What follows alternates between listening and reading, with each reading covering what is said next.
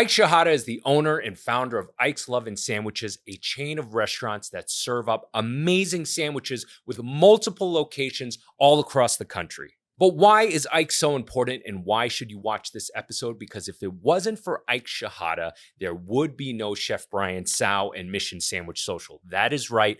Ike's is the #1 inspiration for Mission Sandwich Social. We have a really interesting conversation with Ike. He was visiting New York, reached out to me randomly. We connected literally the day before. We had him here. We had this amazing conversation, and I was really surprised to find out so much about Ike and why he's coming to New York, and I definitely think you should check out this episode. And with that said, well, on to the show. Welcome to the So You Wanna Get Fat podcast. I'm your host, not your typical Chef Briantsao, and today with me, as always, is my ball of buttery French goodness, Frenchy. Hello, hello. Hello.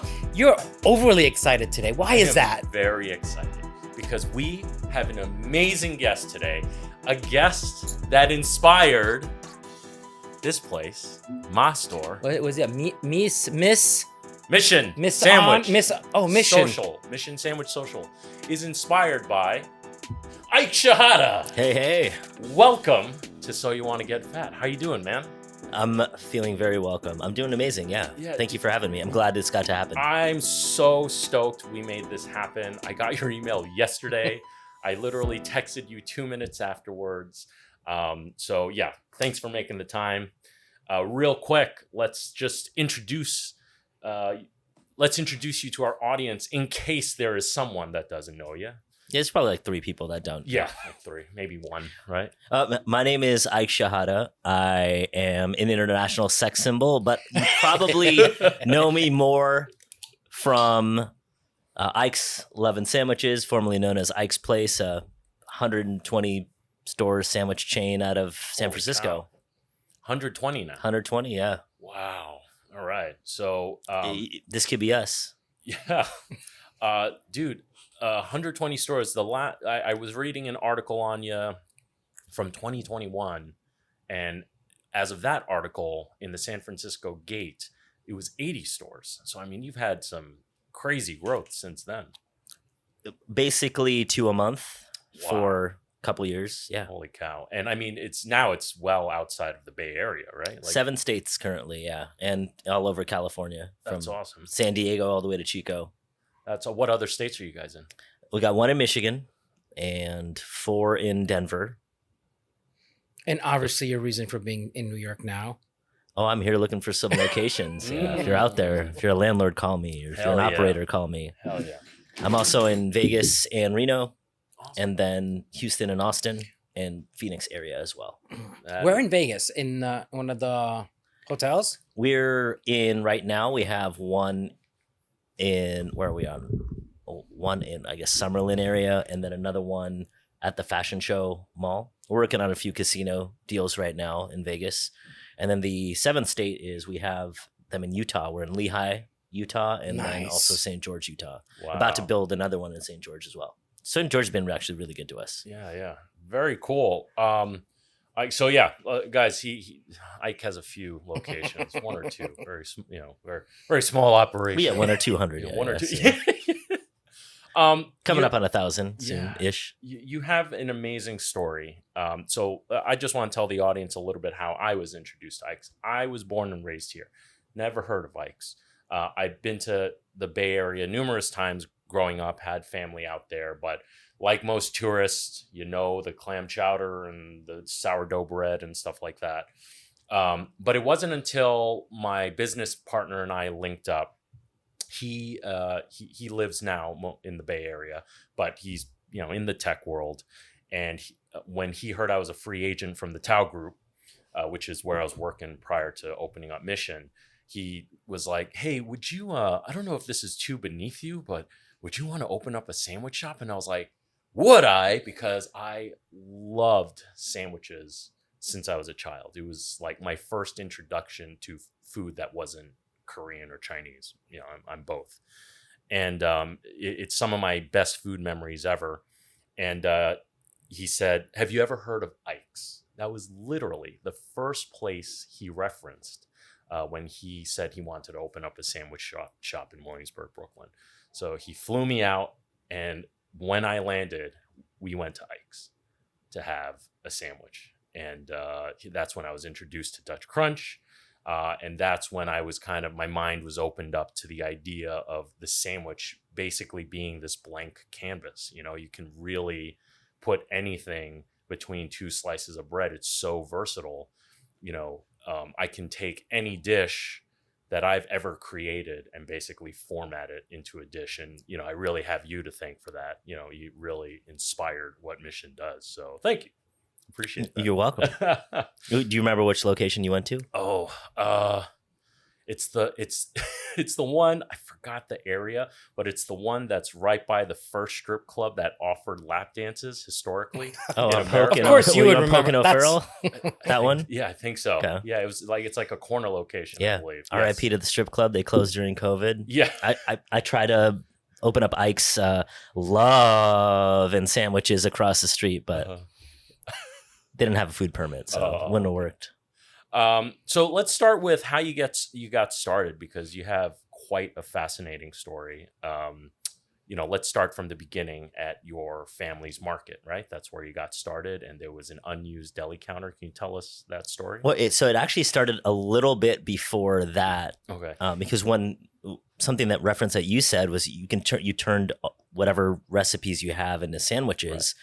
Right. I came across that idea when I was away at college. I went to UC Davis in Northern California. And while I was there, I started experimenting with my cooking. It was the first time I was away from home. And so if I wanted to eat, I did. I grew up kind of, I wouldn't say spoiled, but it wasn't like I had to starve to death when I was in college or work my ass off to get fed. My parents gave me some money, but it wasn't enough to eat out every meal. So I started thinking, well, if I cook, and my mom helped to teach me some things with spices and how to use a rice cooker and other things to make food, as I would make myself a dinner and then I have a lot of leftovers, because I literally didn't know how to make portions in the beginning. I just make a big ass pot of something and then, oh my God, I'm eating it for the whole week, which is also really economical and time-wise too. Yeah. I started going, I could just put this in bread and then bring it to class and then basically eat whatever it was, whether it was a rice curry, lamb dish. And I just literally put that in a sandwich. So later on, when I opened up, I guess ironically, when I had the deli counter at my business on 16th and Mission, and the first Ike's ended up being on 16th and Sanchez, just a few blocks away from there years later. Ironically, I was really basic in my sandwiches in the beginning. At the first, it was called Unique Cafe. And I only had, like what we guess the typical deli out here, turkey, pastrami, tuna, whatever. And that was all you can get with cheese, and you could choose your cheese. The only difference I guess I did was I toasted every sandwich, and I also did make burgers there. And I didn't really get into the creative sandwiches until towards the end of my tenure there, where I got bored eating a pastrami sandwich all the time or a turkey sandwich all the time.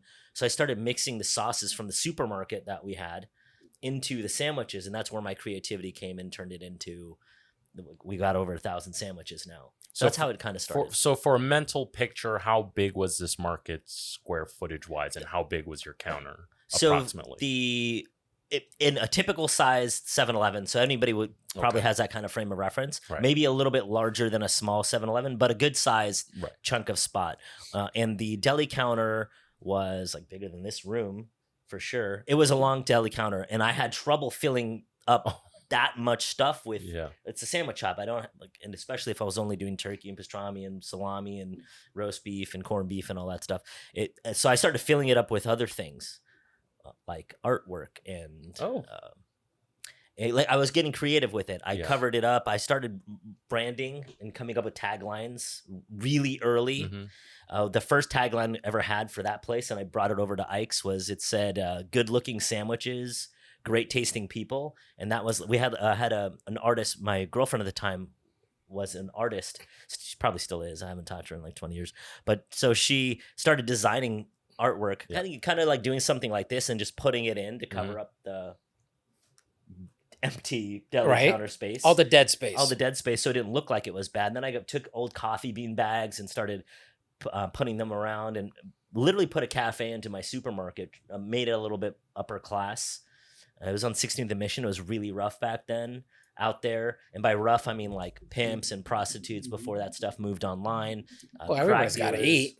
What's up? I mean, hey, Everybody's got to eat. Yeah. that's where I got my moniker international sex symbol from. Like, I accidentally stole many a prostitute away from their pimp, not knowing that I did that. And where pimps wanted to, some famous Bay Area rappers that were also pimps on the side coming at me with guns. And I got some great stories from that time that maybe I could parlay that into a sandwich name later on.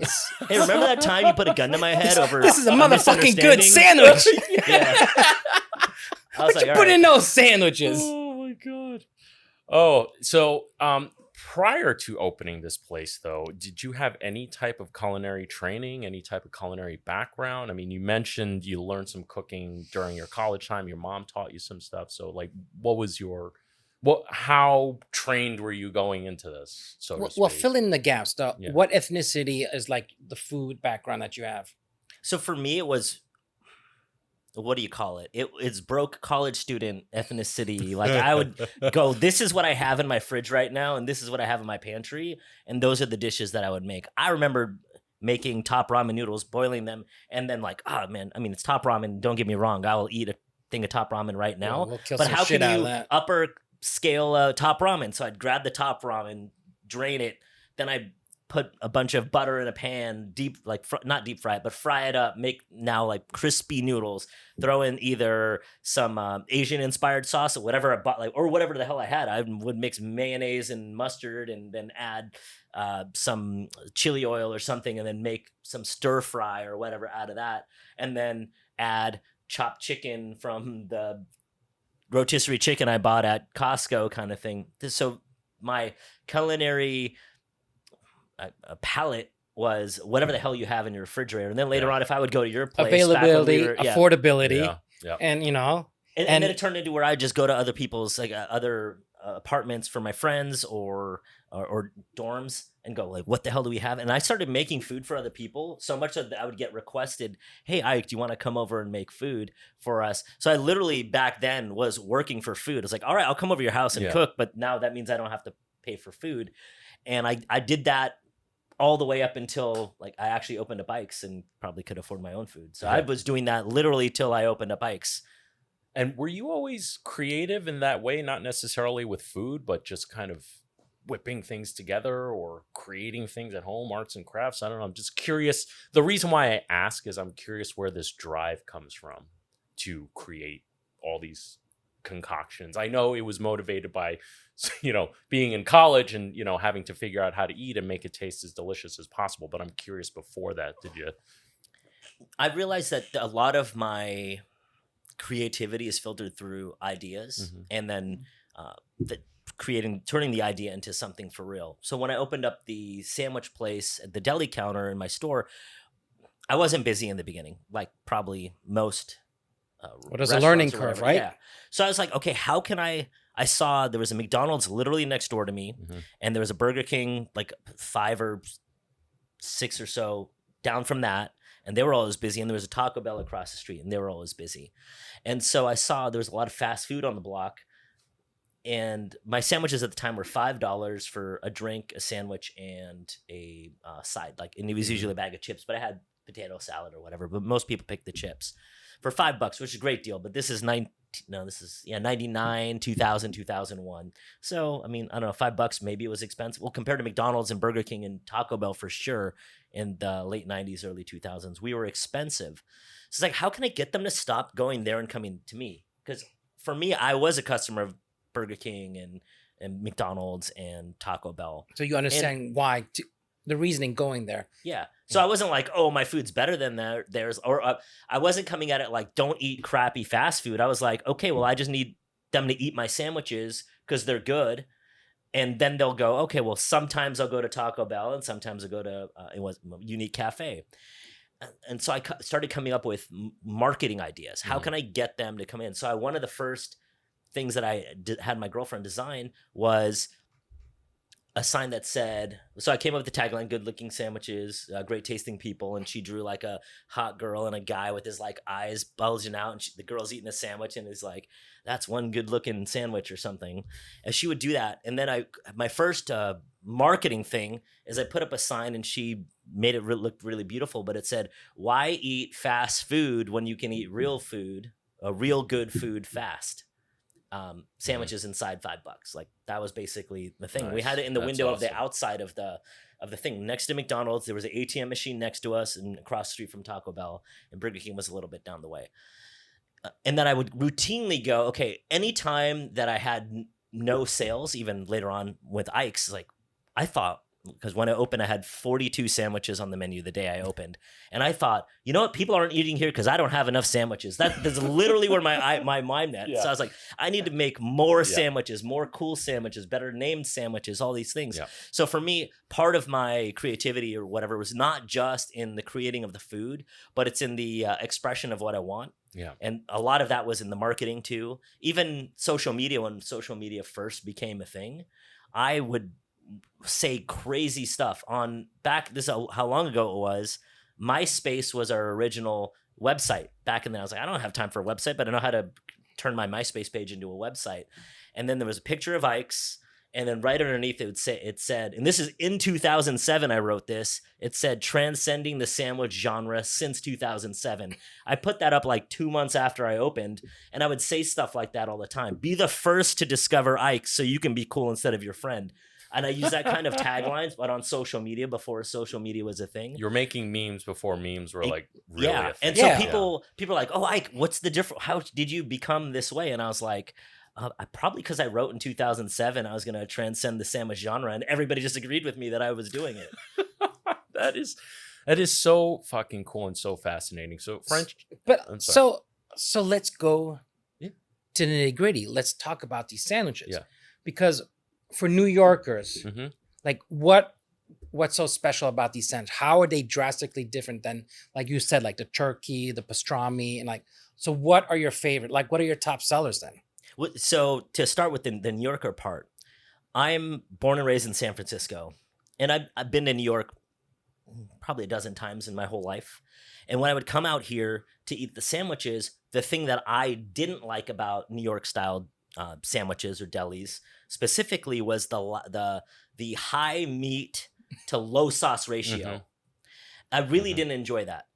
So when I wanted to do my own thing, and I had a lot of other like key things that I wanted to do, I was like, in a way, I said, East Coast sandwiches are its own genre, and I'm gonna create the West Coast sandwich. Mm-hmm. And so for my sandwiches, when some people ask me what it is, and because we get a lot of tourists, obviously in San Francisco, and that was the first and busiest location for a long time, is they'd be like, "Oh, so why are your sandwiches special?" I'm like, think a West Coast style sandwich, and where it's bread and sauce dependent rather than here's a big ass pile of meat dependent. Yeah. And in the end, it focused on the bread, so creating the Dutch crunch recipe that we use. And then the sauces, not just the dirty sauce, which is our secret sauce, but the other sauces too. And then the creativity mixture of ingredients. There's almost no basic sandwich on my menu. And yeah, sure, you can come in and get a turkey or a turkey and avocado sandwich or even a Reuben. But even when somebody orders a Reuben, we're like, it's a West Coast Reuben. Like, it's not going to be your Katz or Carnegie Deli Reuben. It's going to be, we're going to focus on the bread and on the sauce because that's a predominant part of the sandwich. And then we're going to give you a quarter pound of meat with that. If you want more, just order more meat. And so that's kind of how I would describe the sandwiches. The combinations are really unique. My favorite ones, I guess, ironically, since we're in New York, and coincidentally, since I was talking smack about East Coast sandwiches, is my Reuben. I think my Reuben's my favorite sandwich for myself. And then we've got a sandwich called Madison Bumgarner. We designed that with a baseball player. And that's a spicy. But everything's on the barbecue Dutch crunch, right? You can get other things. Dutch crunch is a 60%. Often I'm like, should we just go to the Dutch crunch? But I'm a sourdough guy. I grew up in the Bay and I did not like Dutch crunch, which is what spurred me to create my own Dutch crunch that I would like, because I didn't like everybody else's. not most of the time when I get a sandwich, I'm going to get it on sourdough. But we also have a really soft French roll for those that want a soft bread, and for the kids too. And then we have a wheat bread for the healthy people in California. But almost nobody gets the wheat bread, even in California. So I'm really glad you asked that question, because my business partner, one of the reasons why he wanted to invest and open up a sandwich shop in Brooklyn, because he's bi-coastal. The first thing he said to me was, you can't get a Bay Area style sandwich in New York. It just doesn't exist. It's completely different. And I'm like, you can get all kinds of sandwiches in New York. So he flew me over there. When I tried it, it truly is different. And I agree with you. And well, of course I'm going to agree with you. Ike's is sauce forward, bread and sauce focused. And again, that opened up my mind. And then I realized that the New York sandwich culture, this is your favorite word, is just super antiquated. You have your Italian delicatessens, your Jewish delicatessens, or but New Yorkers are New Yorkers. Start off the day, bacon, egg, and cheese. Yeah. And there's nothing wrong with that. I mean, they're all delicious, but there was so much room for innovation and change. And then that's when, like, my most popular sandwich is called the Steve Byrne, named after the comedian. It's with Korean barbecue, kimchi, fries, ranch, mozzarella. Like, we just went fucking bonkers. And it's one of my personal favorites, but also I went a little bit more refined, and we did a prosciutto and melon with hot honey and fresh basil, and a house-made herb mayo with rosemary and thyme. Like, I realized you can really just take it in any direction you want. And it's and again, the New York sandwich scene just had so much room. I mean, it no longer needs to be like protein, salty, right, and greasy. Yeah, it could be everything else. Yes. Yeah. Yep. Well, to that, I felt like when people in the beginning would come in and they're like, "Oh, how is it compared to cat?" I'm like, it doesn't compare at all. Yeah. There's nothing, and I don't want to offend delis out here, but it is. I don't want to. Maybe antiquated is too. I would use more. The word is boring or lack of creativity. Right. Complacent. Because if you're going to go like, here's my quadruple decker pastrami, whatever, it's like, well, why would I go to yours instead of whoever's? There's not really a differentiation in that. So now it only becomes how much you give. And everybody makes their own pastrami and makes their own whatever. So that's not even a buzz thing out here. So I was thinking the only way to upgrade these East Coast delis would be to focus on the bread and focus on the sauce. Because not that I don't think I can create a bomb pastrami, but that's not going to be a differerator. But you can make that your own. Yeah. Meanwhile, everybody else is using the exact same thing. And to what you were saying about your menu, because I've done a few pop-ups out here. I did one at Javits and I did one at Finnerty's, and I've always sold out. And then I thought to myself, well, New York's far away. And then I started thinking the customers that would come in, and I'm going to use the word customer, not fan, because they're definitely not fans of Ike's, but would come into Ike's back in the San Francisco one. But as we've expanded, those aren't the ones that talk about Ike's or tell their friends they need to eat at Ike's. The ones from the East Coast, and not just here, like Cleveland too, is like lumped into that same kind of sandwich, is that they weren't going around telling people to eat at Ike's. So I didn't really want to cater the menu towards that. Mm-hmm. And I'm like, well, that's almost all of New York or almost all of Cleveland. But then when I saw what you guys are doing, I literally said to somebody 3 weeks ago, I'm like, well, if they're selling these kind of sandwiches out there, then of course they're going to like Ike's out here. Yep. Not that there's nobody like that out here. Yeah. And if you guys are doing successful things with it, then why wouldn't they also love it? Because you proved to me that they would eat it out here because they're eating it out here. Yep. So thank you for you bringing Ike's to New York. So just so you know, that it's reciprocal. If you guys weren't kicking ass, I might not be looking for here until way later on in the game, because we're not past. Essentially, we're not past Colorado and Texas, other than we have one in Michigan.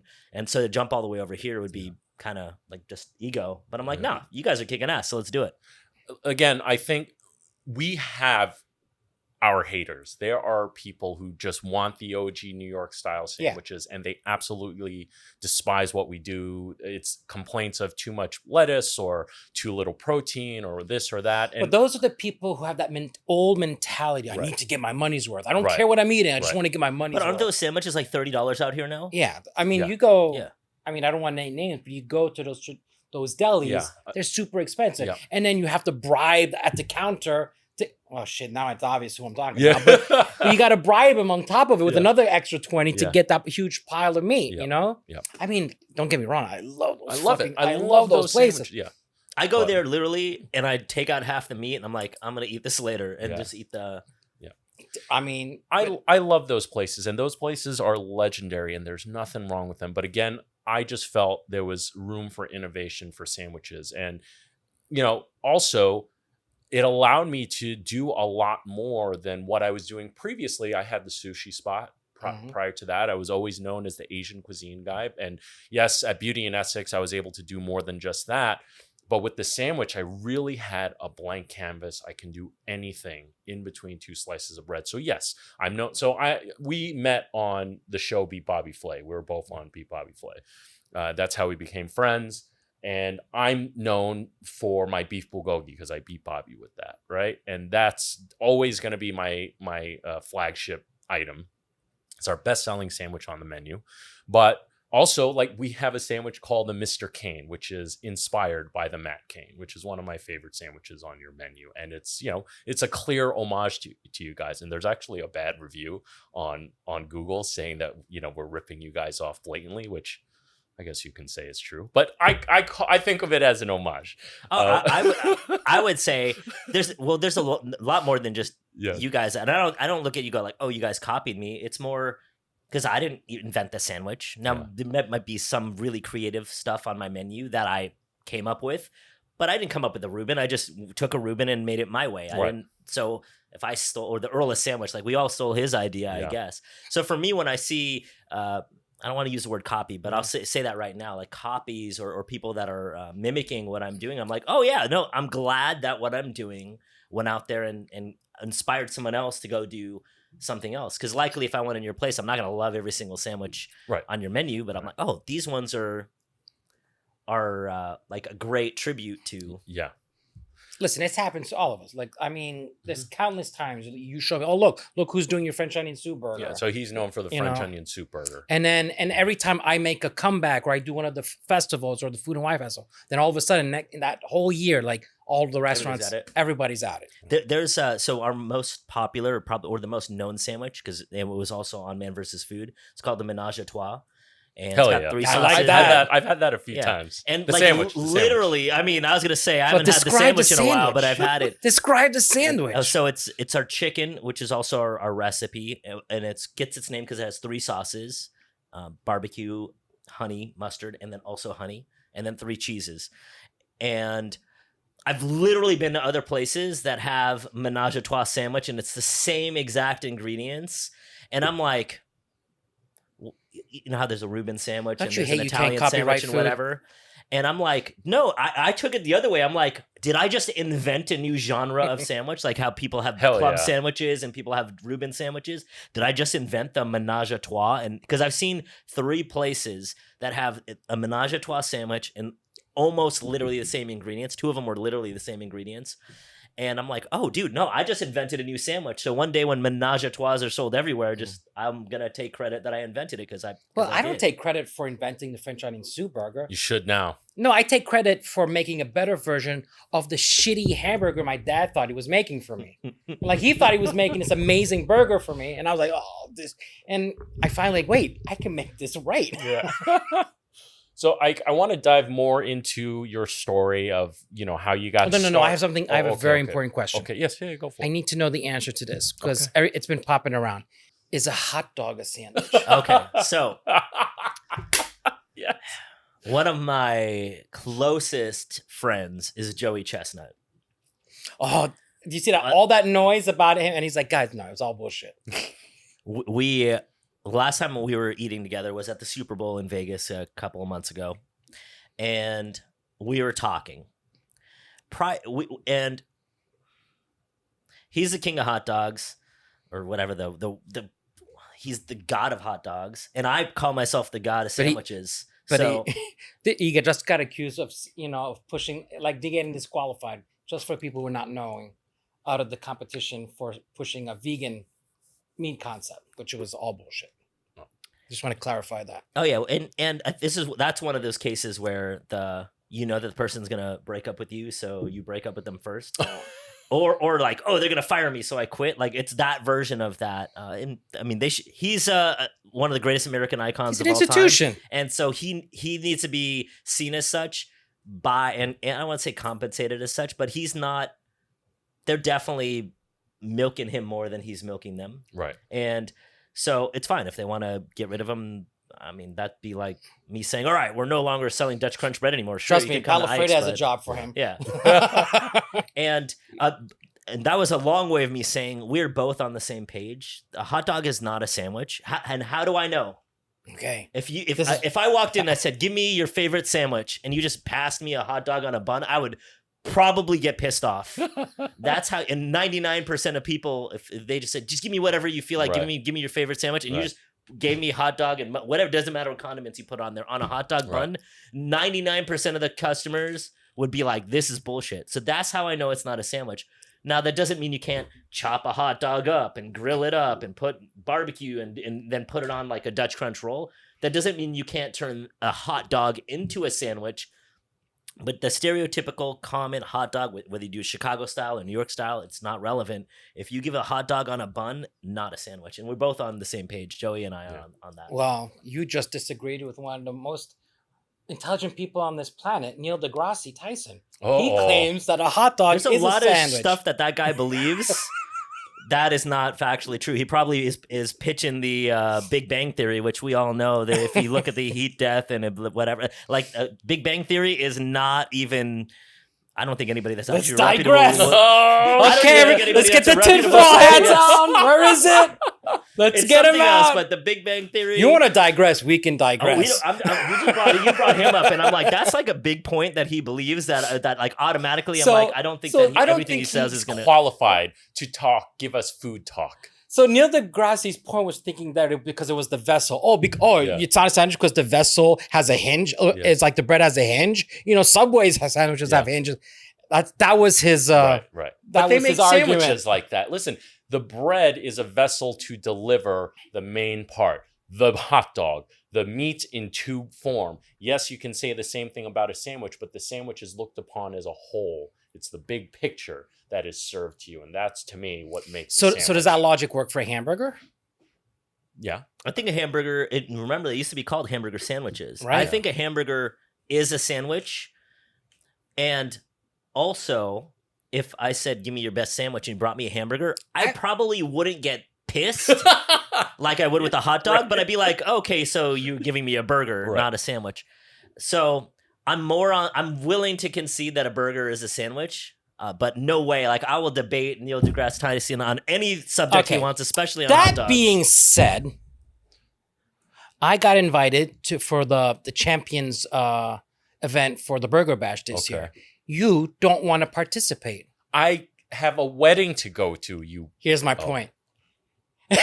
Ike, you want to join me? What does that entail? Well, Food and Wine Festival, the most celebrated event is Burger Bash. Okay. And Which he has won numerous times. All right. So this year it's an anniversary. They want to invite all the past winners and have them compete against an equal amount of newbies, and that's good. And that's the theme of this year's Burger Bash. So I don't know if they're holding me to making the French onion soup burger, but if they're not, like do something completely Do new. something completely different. I'll be on your team. I rode you coattails to another championship. Hell yeah. That would be cool. This is getting saucy. No pun Yeah, intended. we'll have to Yeah. get back to this. Yeah. We could do a little dirty sauce version of your. Oh my Okay. god. Oh, maybe we can have the ding dong sauce available. Ding dong sauce available. Ding dong. Yeah, one day only, or one weekend only, or whatever it is. Off Like, camera, boom. we explained to Ike where ding dong sauce came from. So and it's also the same place where dirty sauce comes from. Just so all you guys that know about the. it was just a joke.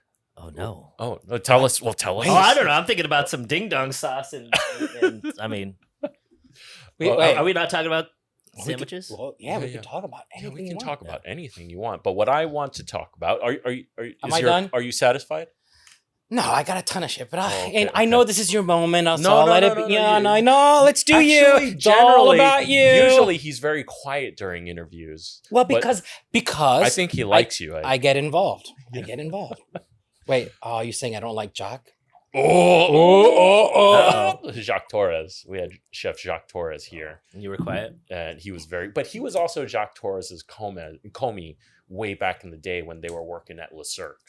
So he's got this 40 years later. Yeah, he's still got this like, yes, chef. Shut the fuck up. What do you need, chef? While you were doing so well, and people have picked up on like your interview skills. They're very good. Well, I have you fun do with put it. you do invest and you do the homework. Wow. So everybody likes it and appreciate it. So sometimes you just got to step aside and let the man work. Thank you, baby.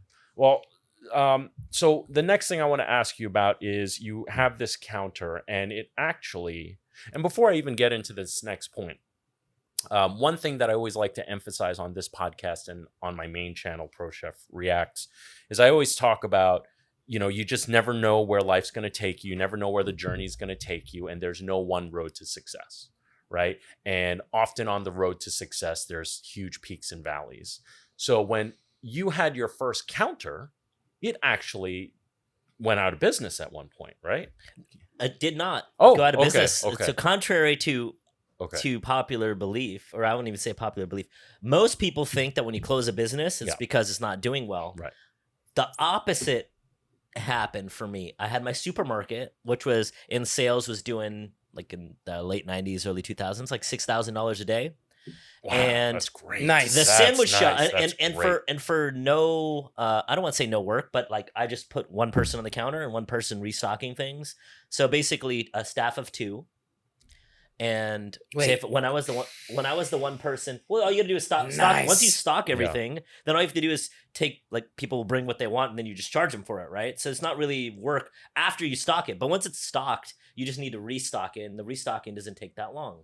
So is that why there's a deli in every corner in Manhattan? Yeah. All those places, whatever. Once you initially stock it up, the upkeep is like a couple hours a day to just restock whatever you sold that day. So we were kind of busy, so we'd restock, and it was mostly beer and sodas and cigarettes and candy, probably like most of these places. And nowadays, the POS tells you exactly what to do. Right. Yeah.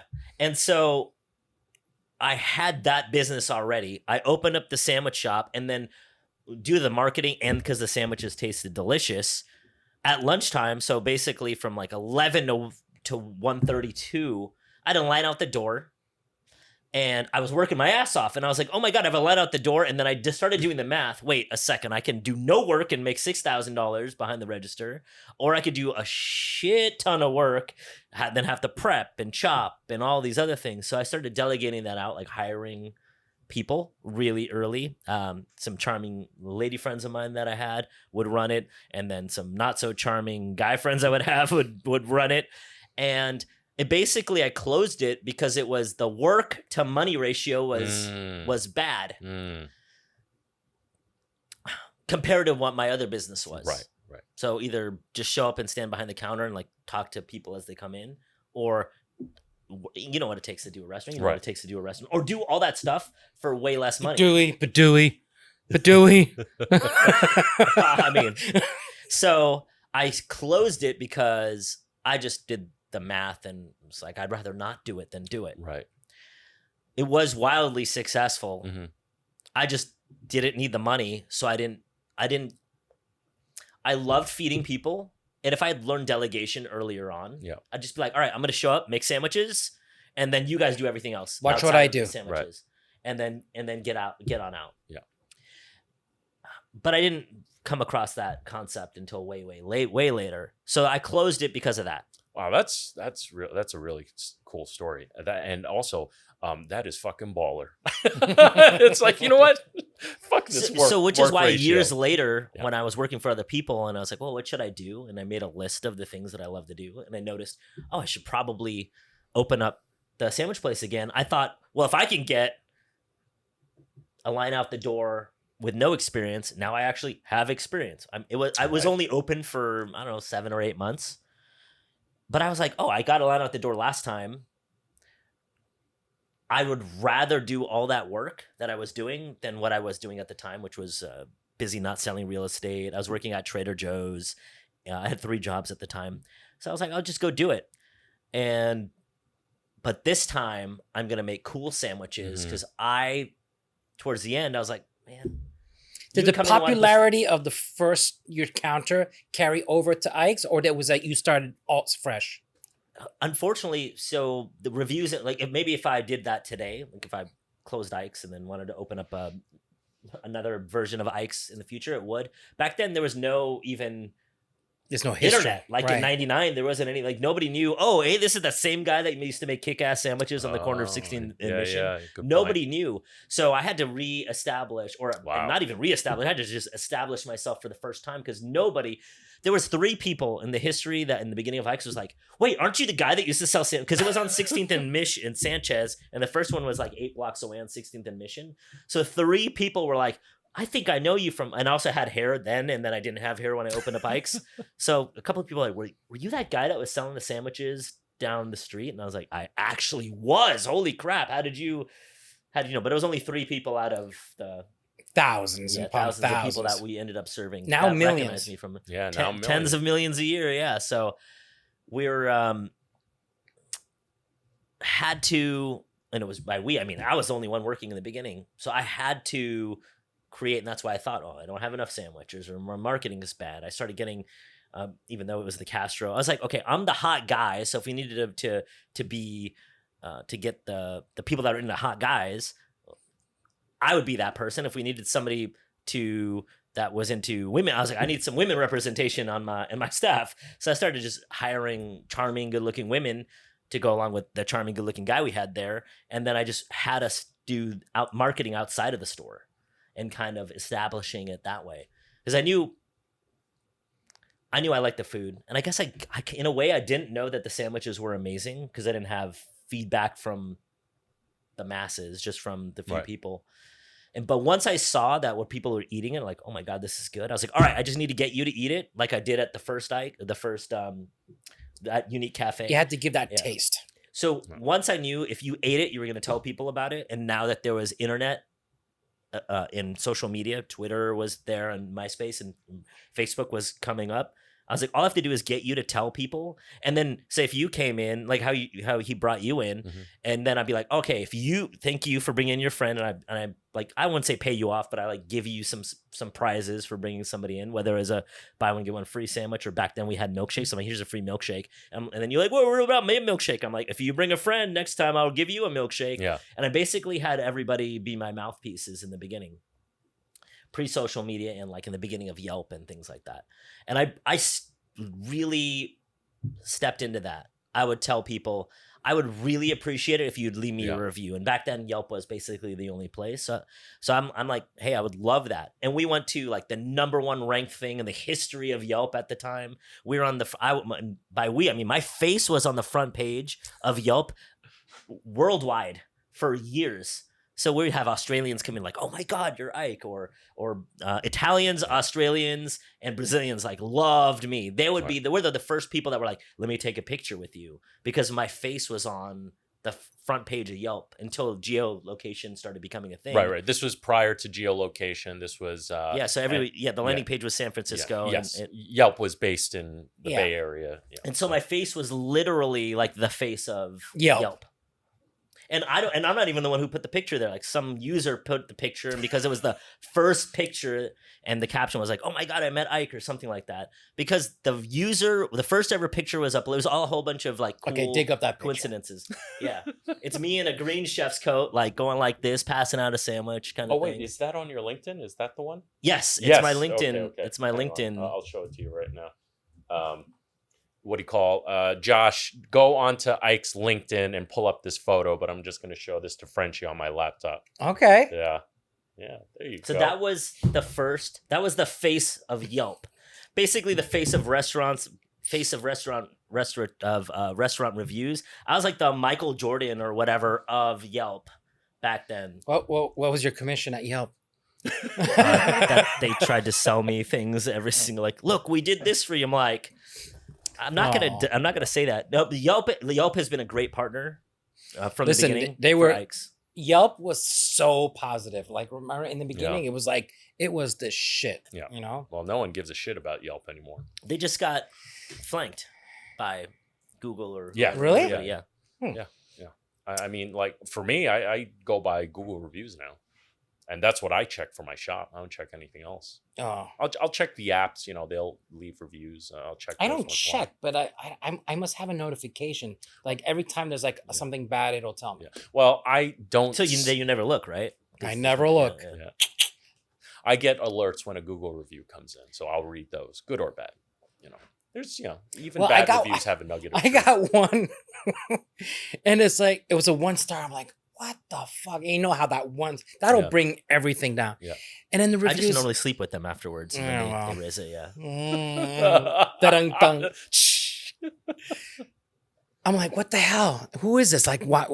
But it was such a positive review, and then T will call that, and it's obviously it's like this 90-year-old man who was so happy to be. He's like, I'm sorry, I made a mistake. I don't. And then T was trying to walk him through it to fix it. And he's like, and T was like, nah, I give up. We're getting a 1 star review. So for your menu, because your menu is rather expansive, but there's a couple things that happen when you.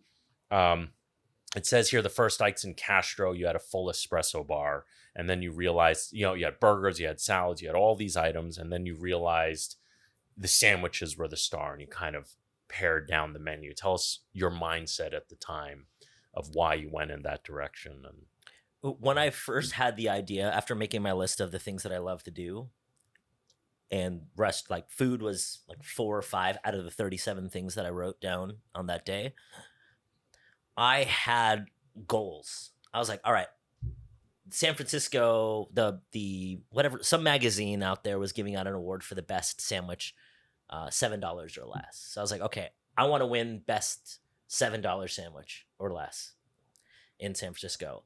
And I want to win best burger. Like I had these goals. I want to win these awards. And I had it in my mind I wanted to open up a cafe.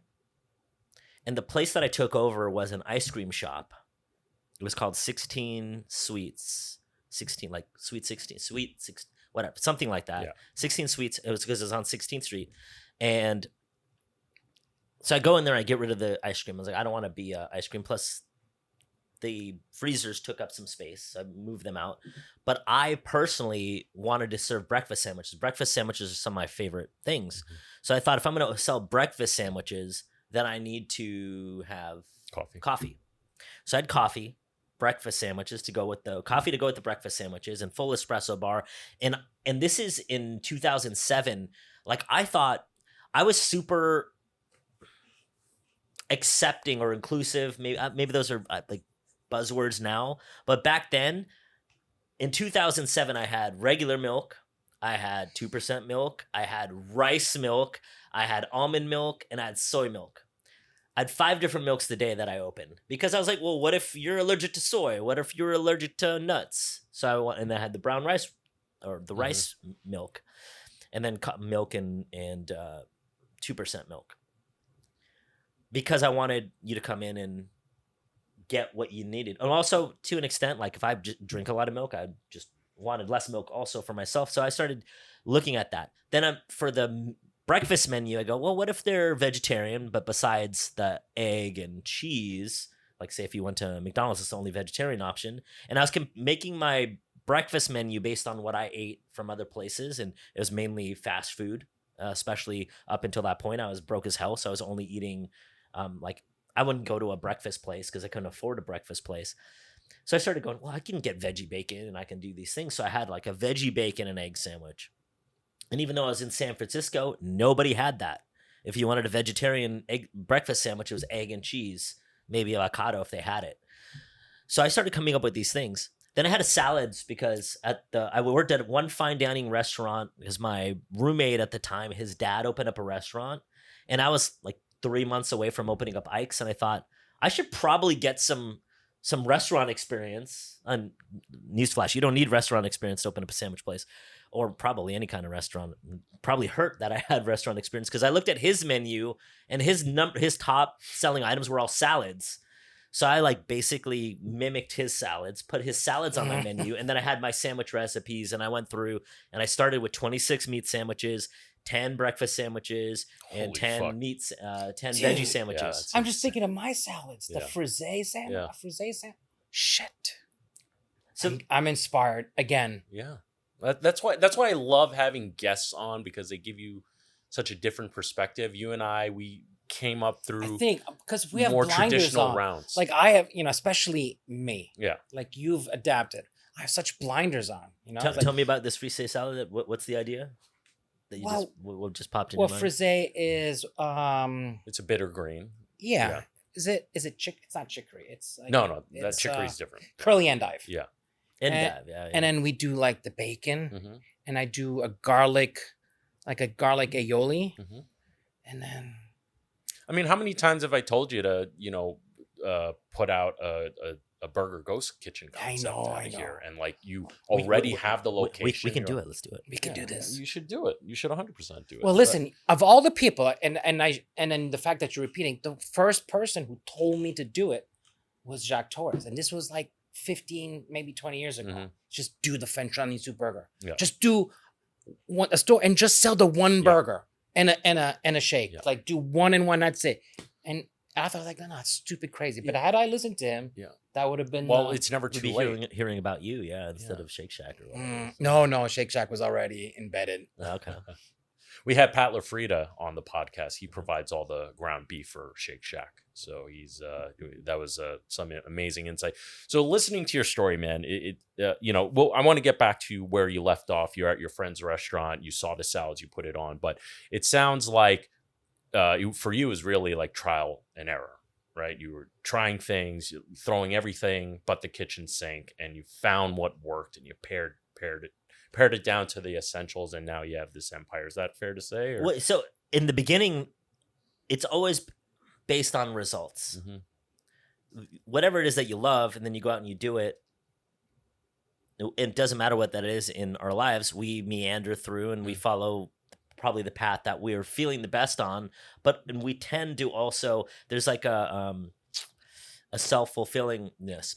If I'm doing something and I like to do it, more than likely I'm going to be successful at it. Partially because I like it, so I'm going to put more effort or be more creative in that area, but also because you're less likely to quit when the results don't show up. In fact, you might not. Holy shit. Because you love to do it, so you're like, oh, I'm doing it for the love of go. Yeah, there you go. Yeah. So, and that's the number one thing that I found when I did Ike's, because I didn't make any money. In fact, outside of paying my rent and eating and putting gas in my car, I could afford like one date a month. I mean, I didn't pay myself for like 2.5 years. Isn't that the best part about being a guy? We don't need anything. If you love something, you could just do that and you don't have to worry about anything else. So I had all that stuff and I didn't quit, even though like my bank account was exactly the same 2.5 years in. I was like, oh, I'm not making money. But if I had hated the work, like say when I did it the first time at Unique Cafe, I hated doing all that stuff. Right.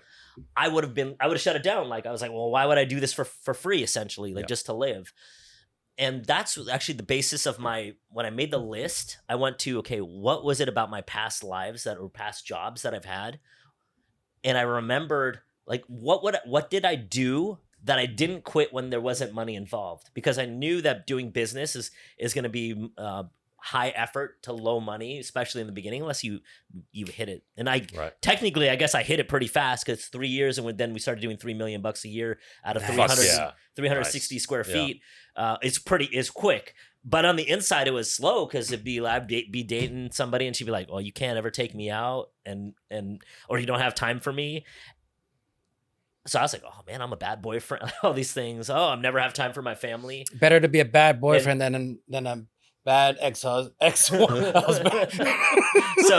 well, I mean, yeah, there you go. Clip that one, guys. Because that's true. And I've probably been all of the above.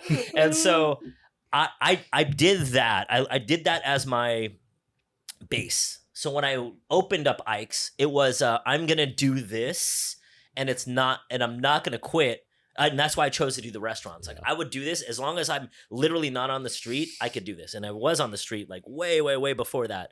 So for me, though, Ike's almost stayed a breakfast place because in the beginning, apparently there was a need for breakfast in the neighborhood. I would be packed 100%, and by 100%, I mean like 20 seats for breakfast.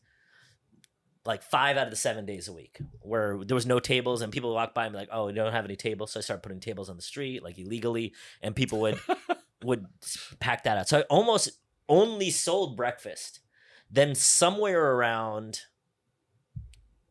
like 6 months in, when I became the face of Yelp, people just started coming in randomly. And I also noticed, so I looked at what the reviews were, and I didn't know what Yelp was until somebody came in and be like, oh, did you know you're the number one place in Yelp? I was like, never heard of it. So I look at it and I started going through we had like 50 something reviews at the time, like 6 months in. And I started looking at the reviews and nobody was reviewing anything, but no, the good reviews were all about the sandwiches. So I started going, so if you came Tell in. me about those sandwiches. Yes. So if you came in and you wanted a salad, I'm like, oh, I better, like, I've never seen one review out of 55 about a salad. So I'm going to be like, you want that salad? Why do you want that? Oh, I like the flavors of that. I'm like, I will turn that artichoke, heart, chicken, whatever, into a sandwich for you. And if you don't like it, I'll buy it for you. And then you'd be like, okay, I'll take that deal. And so I started gearing people towards just getting the sandwiches because I saw that that's what when people were bringing in their friend, they would be bringing them in for the sandwiches, not for the breakfast, not for the coffee, not for the salad, not for the ice cream. Can I point out one important piece of the puzzle? Please. Yes, please. The sandwich fact. Yeah. You don't need seating for these people anymore. Yeah. They can walk out and eat that sandwich on the way out. Yep. And we had the park down the street, Mission Dolores Park. And so we had a lot of people. We was like, oh, let's just make food, have them go eat, create a great memory at the park on a beautiful weekend day, and then tell all their friends. And so that's when it kind of went from all these things to actually, I should make people get the sandwiches. Then as they were talking about the sandwiches, so as you was saying, it kind of like self-fulfills it. So then I got more creative with the sandwiches because I thought what I needed was more sandwiches. Then you were coming in and telling people about the sandwiches, and then I needed more sandwich room. And then so, okay, well, there goes now officially salads are off the menu. Like you can't even get a salad. Like I don't even want to try to convince you you're not getting a salad. Right. Then people started doing this. I'm like, oh, and you came in and you're like, oh, I need 7 lattes for the office. I'm like, all right, damn, now you're going to be gone for half an hour making these 7 lattes. Right. And I'm like, but I need to make sandwiches. So I got rid of the espresso. I sold luckily, espresso machines were still in high demand. I actually sold the espresso machine for as much money as I bought it from, even though I used it for like a year or so. Got rid of that, and then took the space for that to put in another sandwich table. And slowly but surely, it's like I got more creative, thought of more ideas, got better at it because I had more reps put in, and I didn't want to quit on that, even though the money wasn't there because I was having a good time. Right. And then I just needed to figure out, I don't know anything about food costs. But the concept was working and taking off. Right. And you saw it. Yeah. And that's so what I always kind of emphasize is he's always told me him and I have been friends forever. So he would always tell me, and it wasn't until a few months ago where I've really just been like, you know what, I'm really happy where I'm at, and I'm not making the money I want, so to speak, but I am very happy. I see the results. We can get you to there, by the way, if you need some help. Hell yeah. What are we talking about? Making money now. Yeah, making money now. Well, listen, the shop's doing great now. I come from the restaurant background, worked corporate and all that stuff. So when I finally got the pieces in place, things are starting to work out. But what I'm trying to emphasize is always, Frenchy always says, it always gets better. But it only can happen if you keep putting one foot in front of the other. So you were saying you weren't necessarily making the money, but you were seeing the results. And because you're seeing the results, you're having the good time. And that's... I would say right before the results, because this is something that anybody listening to this can do. We all do things in our life, even though there's not great results. But because we like to do it, whether that's playing video games or hanging out with your dog or with your family, it's not really relevant what those things are because we're all going to be a little bit different. But you don't go, I don't make any money off of hanging out with my dog, so you stop hanging out with your dog. Right. No. So we all have those aspects of what we absolutely love to do, and we're being paid for it. We don't even consider getting paid for it. Wow. So for me, it was feeding people. Clip. Yeah. And so for me, part of it was feeding people. Yeah. And so I guess kind of the point that I was saying, it was one of those where I really liked doing it, so I wasn't going to stop. So if you came in and even though I'm like, he wants a salad, I'm like, well, I still want to serve you, and I'll make the best salad I possibly can. And then you were like, well, the service is great. But the service was great not because you were a customer. The service was great, although I would love to think that people would be nice to customers. And this is why actually some places have good service and some don't, is the person that actually wants to serve you is going to give you good service regardless of whether you're a jerk or not. And so I was just serving people because that's what I wanted to do. Then you were like, oh my God, this place has good food and the people are nice. We all know we go to places probably more so if we really like the food or we really like the people.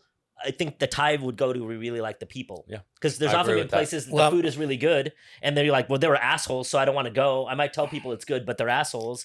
But I've been to so many places, not just restaurants, but where I really like those people. So I'm going to go give them my money instead of some other place. Listen, we all do that. The lesson, the one that I keep repeating in the 40 years of like trying to explain things to the people who work for me, I in the food, and this is relevant for the hospitality food business, is that good service can save a bad meal, but a good meal cannot save bad service. Well, almost never. Like it's got to be the God's gift of food for So- people to be like, all right, fine, I'll go there with You know, that service. and those are, it exists. Yeah. But man, you resent it. Yeah, I agree. Fully agree. And then because I wouldn't quit, Mhm. because I love doing it, then the results. So I had 2.5 years before results showed up. Mhm. Outside of like getting local celebrityness and stuff like that. But if it doesn't turn into money, it's Right. not like I can be like, oh, well, at least, no, it's like still working 15 hours a day or whatever the typicalness of, for my girlfriend not thinking I had enough time with her and not having money to even go on more than one date. Like, I'm like, if you want to go eat sushi, you're paying because I can't afford to take us out to sushi. Yeah. Would have went to your place or something, but like make her pay. And then all of a sudden, then the results showed up. But because I didn't quit, because had I been like, oh, the money's not there, let me go find a part-time job, then the results would have never showed up. Right. And everybody that's doing some things in their life right now that they really love to do, that they would literally never quit doing, all you have to do is keep doing that and find a conduit to creating an income stream from that. And because of the way the internet is right now, you could literally make money you could probably make money hanging out with your dog in 2024 if you were just creative enough and thought Right. about that. Yeah, Right. just And post and content. to somebody going, well, yeah. I don't want to turn my hobby into into a job or income stream. Are you going to hang out with your dog anyway? If I said I'll give you $25 to hang out with your dog, would you take my $25? All right, then shut the hell up and Yeah. find a way to get people to give you $25 to hang out with your dog. Yep. Like it's not. I'm not telling you to do something you don't want to do Right. for money. You're already going to do it anyway. So only someone And that's just closed-minded wouldn't do it. Tons of people make money hanging out with their best friend, their dog. Yeah. Tons. Or you even podcasters, like they hang out with their friends. Like I'm hanging out with my friends and Yeah. making money. There's so many ways to do what you already love to do, Right.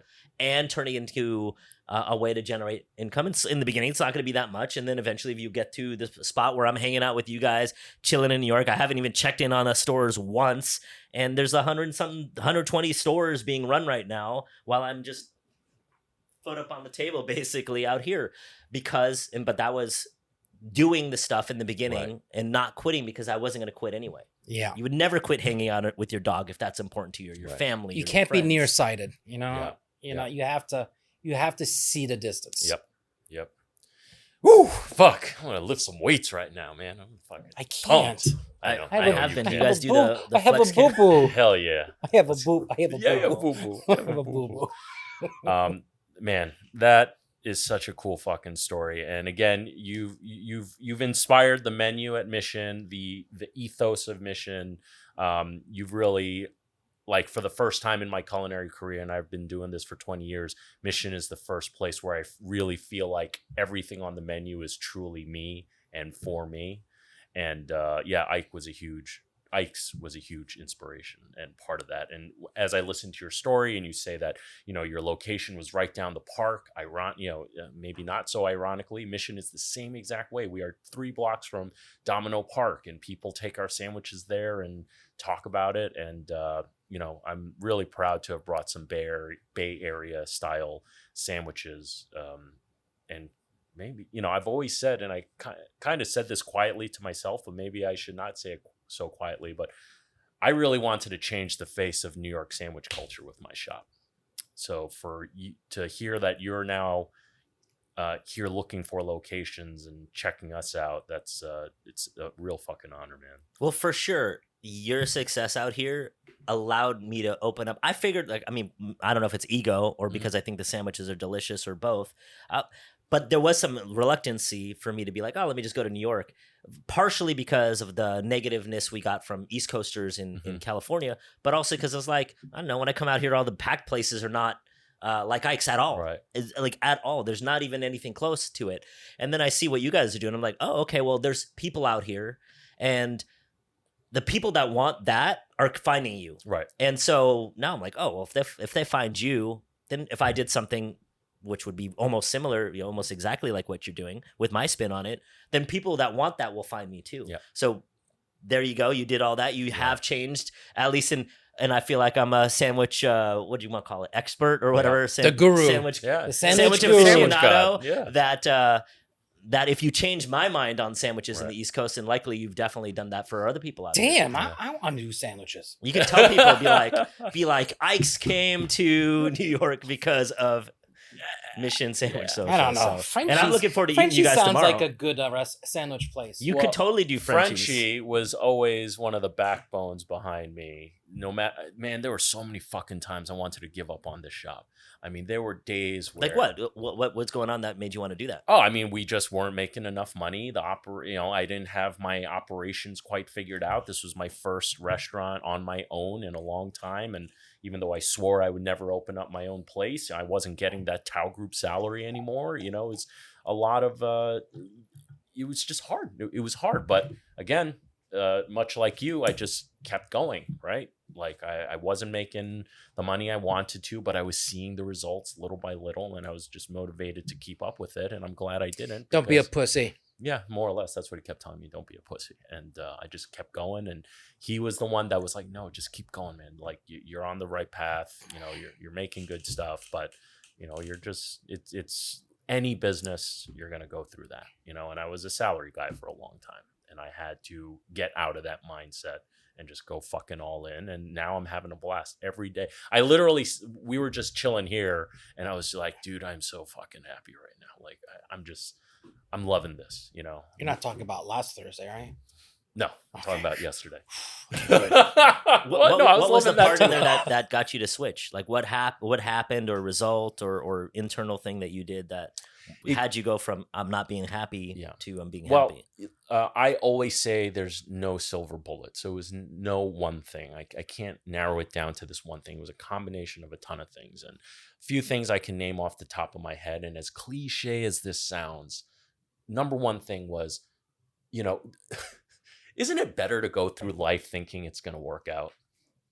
Totally. Right? It's just that simple. Like, why am I fucking being so hard on myself right now when, like, if I just change that mindset a little bit to, you know what? It sucks right now, but maybe if I just keep taking 2 or 3 steps forward, I'll find a fucking dollar on the floor or whatever, like I can make myself happy now if I go get like a scoop of ice cream or something there, whether it's materialistic or a change of mindset.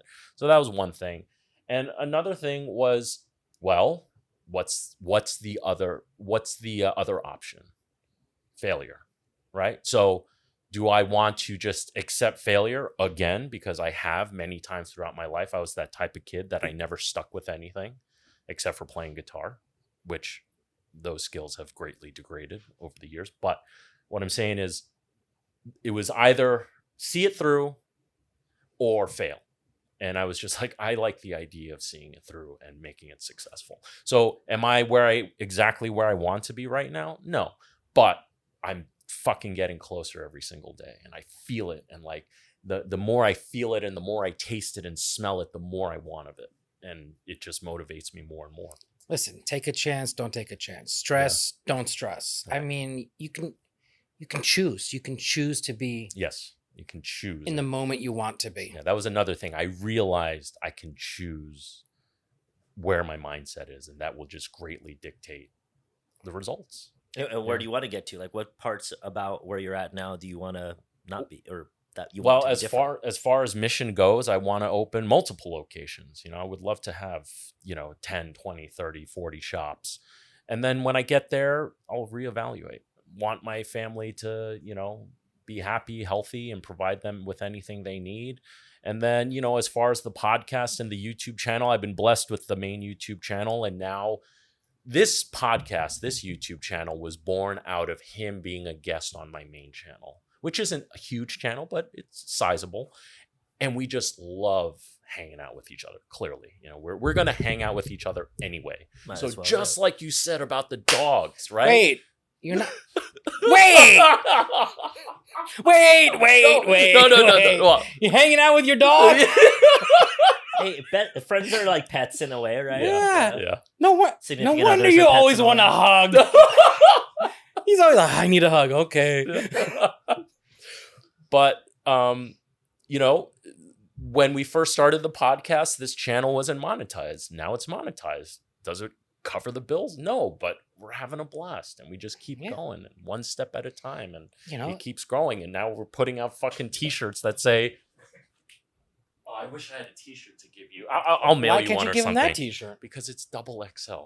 It's for you and I. We're big boys.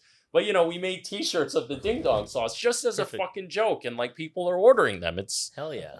one step at a time. So, all right, man. I think I don't know, any closing thoughts? Well, you said you want to get to whatever 40 or so locations. Yeah. If you could totally do that, you've already done it, so all you got to do is replicate it however many more times. He's working on it. Yeah, I'm working on it. I'm working on a couple things right now, so we'll see. And again, I had a meeting with some people to try to secure funding for another location.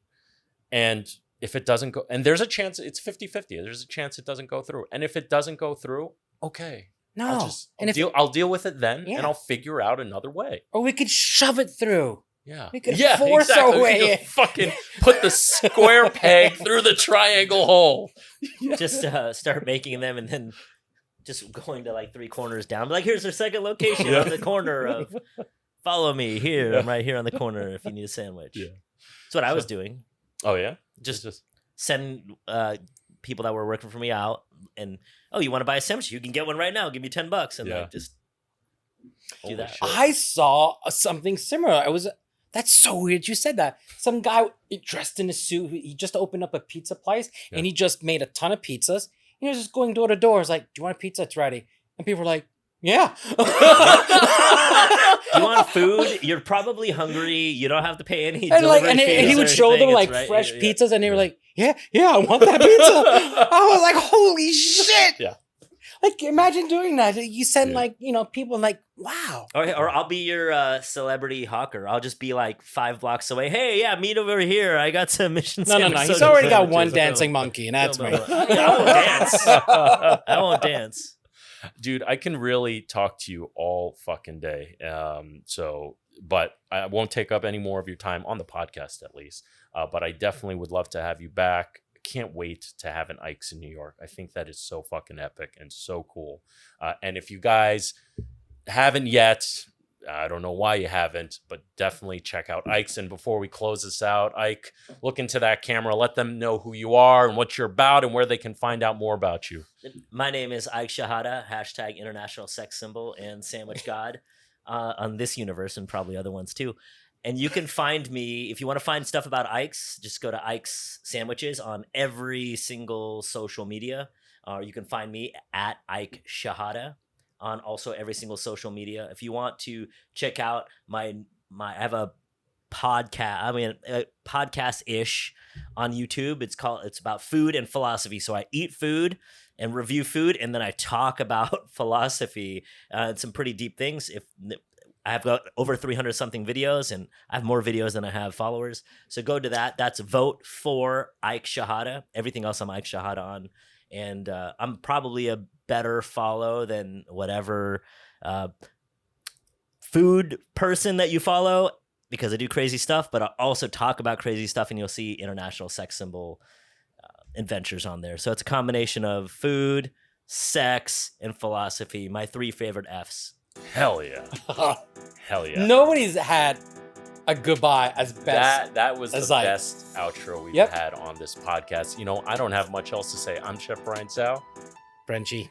And we'll see you really soon. Say bye to the wide cam. Bye. Bye, wide cam.